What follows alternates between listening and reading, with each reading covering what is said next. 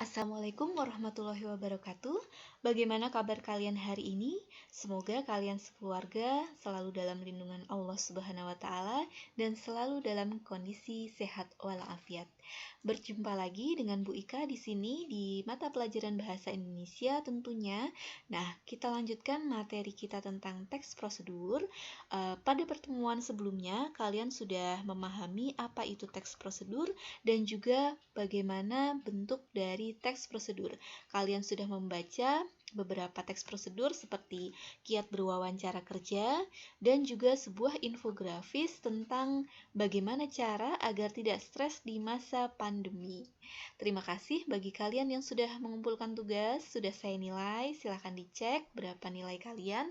Kemudian bagi yang belum, silahkan dikerjakan dan bisa dikumpulkan lewat Google Classroom atau lewat WA. Masih saya tunggu. Materi selanjutnya adalah struktur teks prosedur. Setelah kalian memahami teks prosedur, kalian juga harus memahami struktur teks tersebut agar kalian bisa membedakan teks prosedur dengan teks yang lainnya. Langsung saja, kita coba cermati apa saja struktur dari teks prosedur. Ada pernyataan umum, tahapan, dan penegasan ulang. Ada 3 struktur teks prosedur, yaitu pernyataan umum, tahapan, dan penegasan ulang. Kita akan coba bahas satu persatu dari pernyataan umum. Apa itu pernyataan umum? Pernyataan umum adalah bagian dalam struktur teks prosedur tentang hal-hal secara umum yang ingin dijelaskan dalam teks. Oke, kita contohkan, kita akan membuat teks tentang membuat nasi goreng ayam yang lezat. Nah, pada bagian pernyataan umum ini, kalian bisa mengantarkan pembaca pada nasi goreng. Apa itu nasi goreng? Makanan khas apa? Seperti apa? Jenis-jenisnya? Nah, seperti contoh pernyataan umum berikut ini. Silahkan bisa kalian baca, kalian pahami bagaimana bentuk dari pernyataan umum. Menjelaskan secara umum apa yang akan kita bahas. Kita akan membahas nasi goreng, ya kita membahas secara umum tentang nasi goreng. Di kalimat terakhir pada paragraf tersebut, kalian bisa lihat, yuk simak pembuatan nasi goreng ayam berikut yang dijamin membuat kalian tidak malas lagi terjun ke dapur. Jadi, secara tidak langsung pernyataan umum ini adalah pengantar sebelum masuk ke langkah-langkah atau tahapan cara membuat nasi goreng.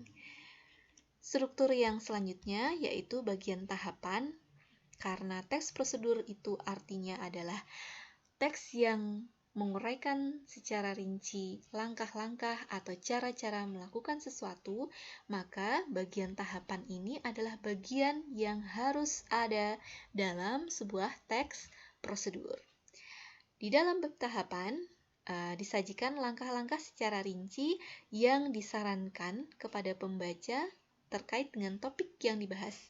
Karena topik kita hari ini adalah nasi goreng, jadi kita akan menyajikan langkah-langkah membuat nasi goreng di bagian tahapan.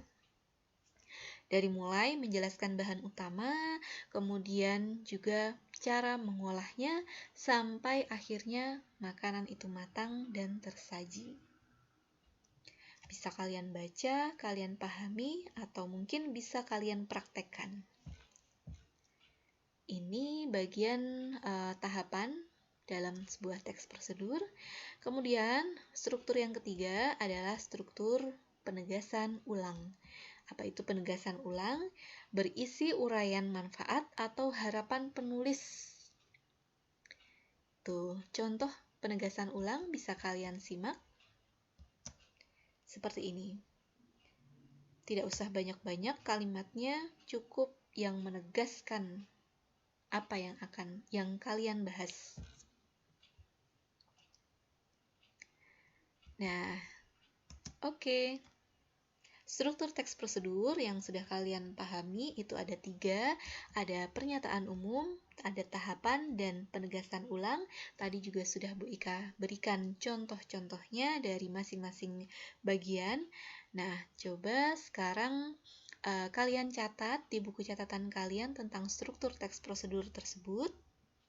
Kalian pahami. Jika ada yang belum kalian pahami, kalian bisa langsung tanyakan ke saya lewat komentar di Google Classroom atau langsung di chat grup kelas atau chat secara japri. Baiklah, nah setelah kalian memahami struktur teks prosedur, sekarang cobalah kalian cari tahu jawaban dari pertanyaan berikut. Apakah bagian penegasan ulang harus dimiliki pada sebuah teks prosedur? Coba kalian cari tahu, apakah bagian penegasan ulang harus dimiliki pada sebuah teks prosedur? Pertanyaan ini akan saya sajikan di kuis di Google Classroom. Nanti kalian bisa langsung jawab jawaban kalian atau penjelasan kalian langsung di Google Classroom. Sekarang coba cari tahu dulu apakah bagian penegasan ulang harus dimiliki pada sebuah teks prosedur. Baiklah, sekian dahulu materi kita untuk hari ini. Saya ucapkan terima kasih banyak kepada kalian yang sudah menyimak dan tetap patuhi protokol kesehatan seperti memakai masker, mencuci tangan di bawah air mengalir, dan tetap di rumah saja. Jika kalian harus keluar rumah, pastikan kalian menjaga jarak dengan orang di sekitar kalian. Oke, saya akhiri materi untuk hari ini. Kita jumpa lagi di lain kesempatan. Oke, terima kasih. Wassalamualaikum warahmatullahi wabarakatuh.